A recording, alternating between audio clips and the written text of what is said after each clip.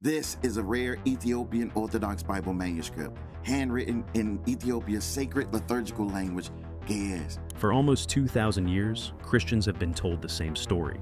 Jesus rose from the dead, appeared to his followers, and ascended to heaven.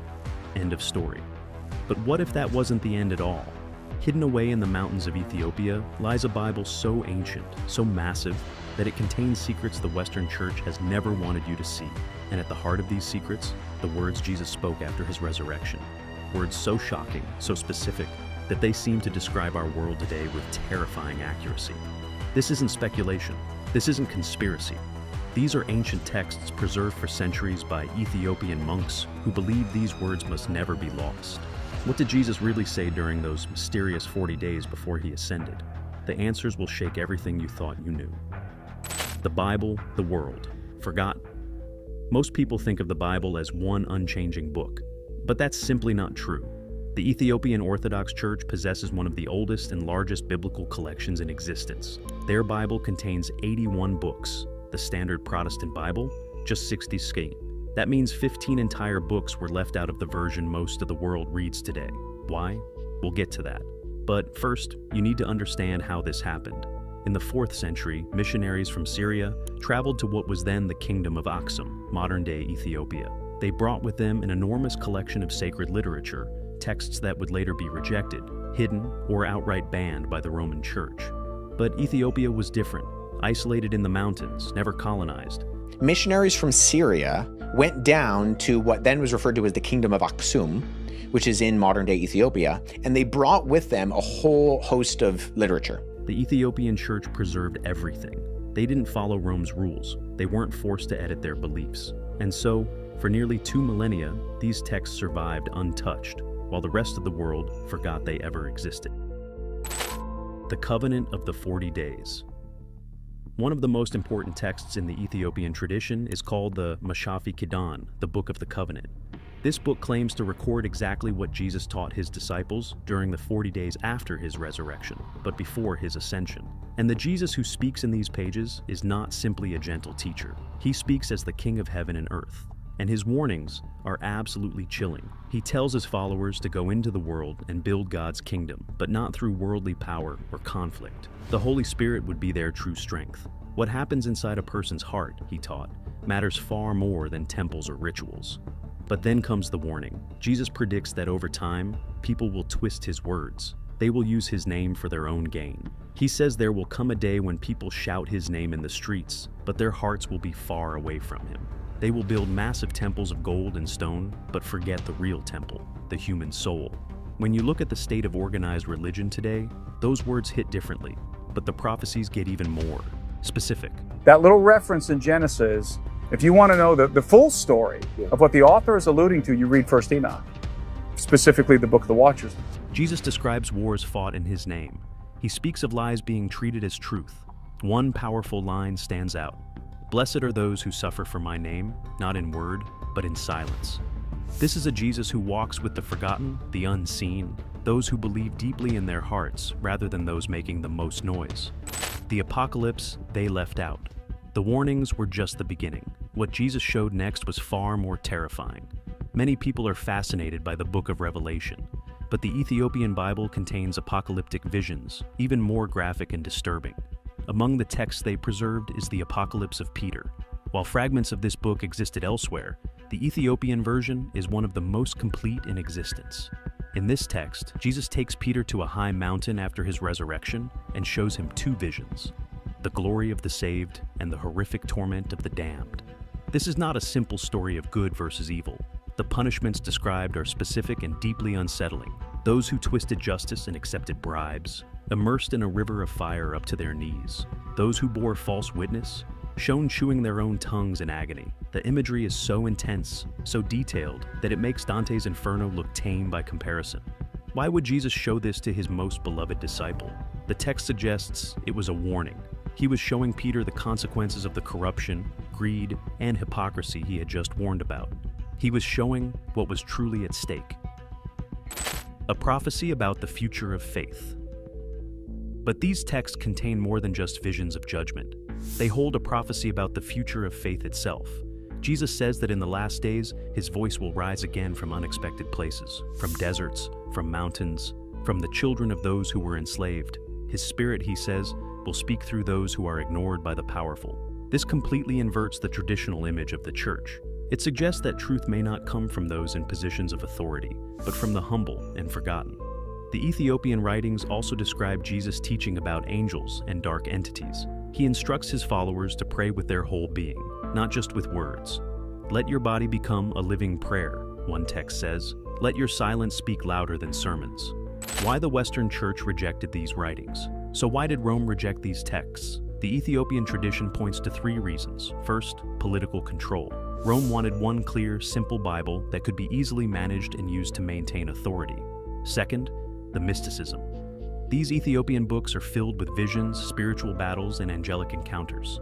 Western leaders found this too strange and too difficult to control. Third, and perhaps most importantly, fear. They were afraid that if people heard these teachings, they would seek God directly instead of relying on the church for guidance. These texts claim Jesus remained on earth for 40 full days, revealing what they call the heavenly scrolls. He taught that every thought builds either a ladder to heaven or a path to darkness. He warned that his words would be changed, his image repainted, and his name sold. When we see how often his name is used today for money and power, those warnings feel absolutely prophetic. Waking up from the dream.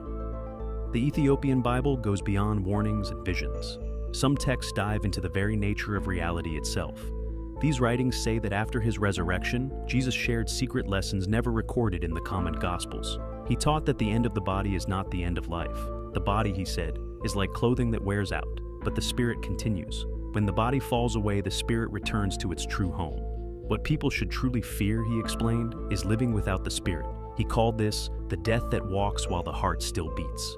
A person could appear alive on the outside while being completely empty within.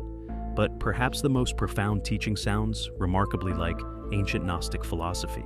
Some Ethiopian texts speak of 2 creators in a false world. One creator of true light, the Father of all, and another being a builder of shadows, who in his pride fashioned a physical world that appeared beautiful but was not made of pure spirit. This being, blind to the greater light above him, called himself the only God. Because of this, the world became mixed, beauty and pain, truth and lies, all tangled together. Jesus, according to these texts, came into this world not simply to save souls from their misdeeds, but to help them wake up from a false dream. The true light of God, he taught, still lives inside all things, even within the darkness. Every soul's mission is to find that hidden spark and return it to the eternal light. The final prophecy.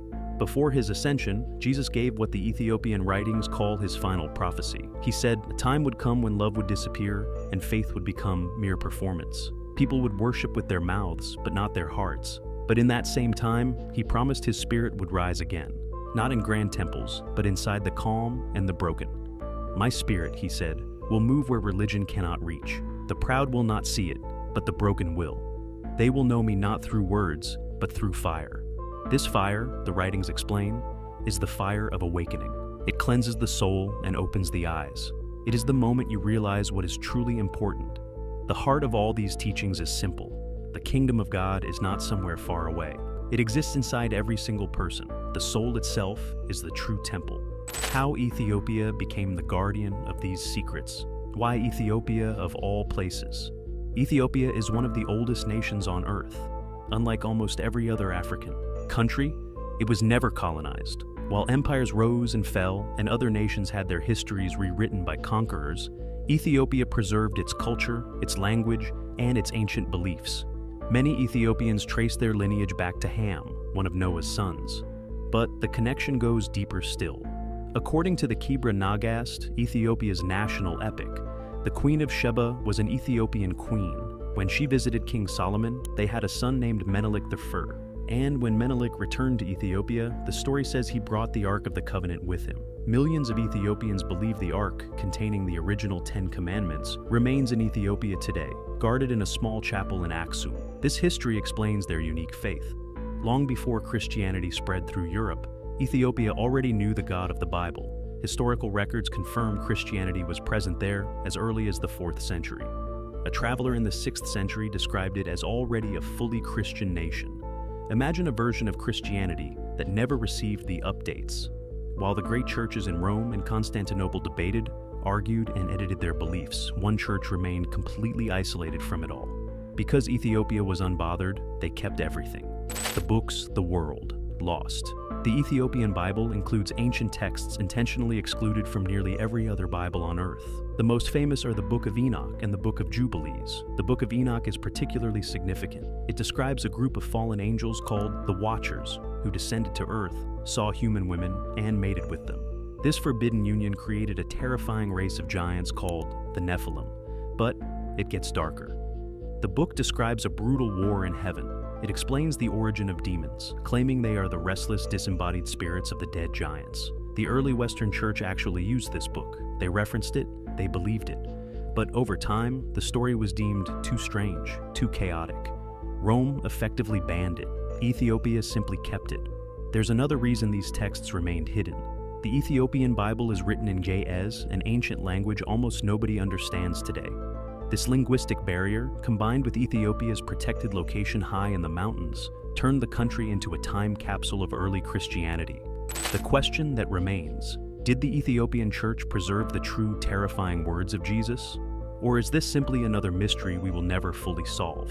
What we know is this: these texts exist. They have existed for nearly 2,000 years, and what they contain challenges everything the Western world has been taught about what Jesus said after he rose from the dead. The words are there, the warnings are clear, the question is whether we're willing to listen.